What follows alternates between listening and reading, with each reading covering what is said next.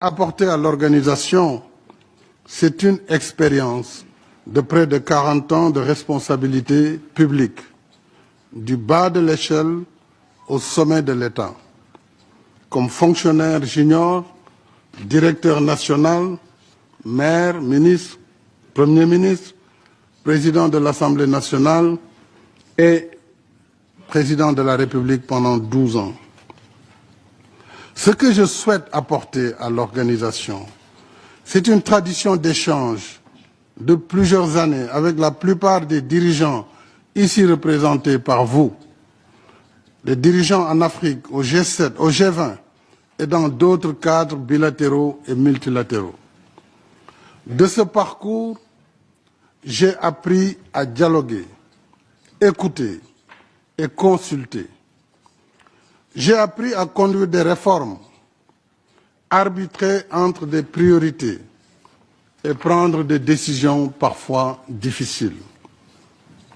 Je crois en toute humilité qu'en ces temps difficiles pour l'organisation, l'épreuve du pouvoir m'a préparé à comprendre les attentes des États membres et à agir pour y répondre efficacement. Mesdames et Messieurs, si j'ai l'honneur de servir comme secrétaire général, ma première priorité sera de contribuer à restaurer la confiance, apaiser les tensions, réduire les fractures et redonner espoir dans notre action collective. Comme le veut la Charte des Nations Unies, je serai un secrétaire général impartial qui parle à tous et qui écoute tous. Je serai un secrétaire général qui rassemble, un secrétaire général bâtisseur de ponts entre les nations, entre les cultures et les civilisations, entre l'Est et l'Ouest, entre le Nord et le Sud. J'engagerai sans délai une diplomatie préventive plus active dans l'alerte précoce, la médiation, la coopération entre les nations, surtout celle entre les Nations Unies et les organisations régionales.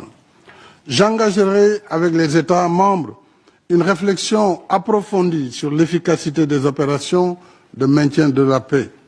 Je travaillerai également à maintenir les droits humains au cœur de l'agenda des Nations Unies. Nous le savons tous, les droits humains sont universels. Ils sont inséparables les uns des autres. Ils sont civils et politiques. Ils sont aussi économiques, sociaux et culturels. La Charte nous engage à les protéger sur la base des principes fondamentaux qui consacrent la primauté du droit et le besoin de justice.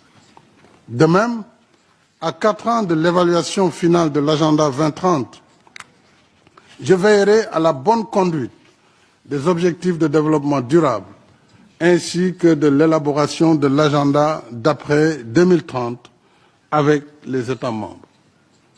En ce 22 avril, la Journée de la Terre nous rappelle l'urgence des menaces environnementales qui pèsent sur notre planète.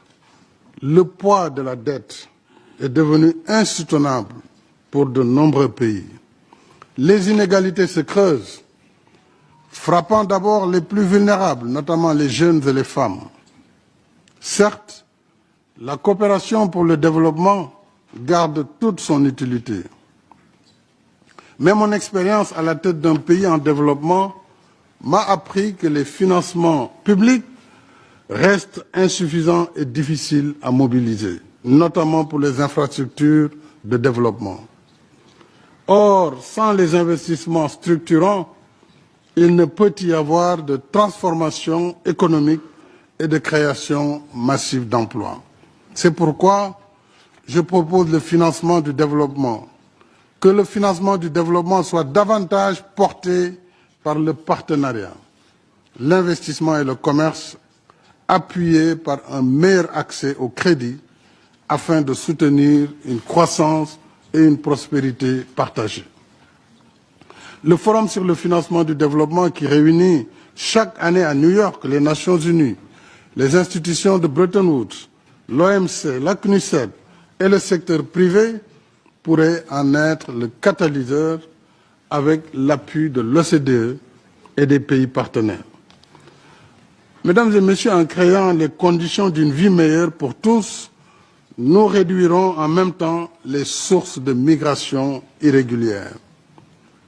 Madame la Présidente, s'agissant de l'organisation, je suis convaincu qu'elle peut et doit changer. Si je suis élu, je continuerai les efforts de réforme par une gestion transparente et rigoureuse. 3 impératifs guideront mon action: rationaliser, simplifier, optimiser. Je veillerai à une meilleure coordination entre agences, fonds et programmes pour éviter les duplications et rendre l'action de l'organisation mieux adaptée aux réalités du terrain. Chaque dépense effectuée doit répondre aux efforts et aux attentes des États membres. Faire évoluer les Nations Unies, c'est également réformer le Conseil de sécurité sur une base consensuelle qui renforce la légitimité, l'autorité et l'efficacité de son action. J'accompagnerai les États membres dans le processus en cours. Je donnerai le meilleur de moi-même pour une organisation réconciliée avec ses principes, une organisation revitalisée, une organisation tournée vers un avenir plus radieux.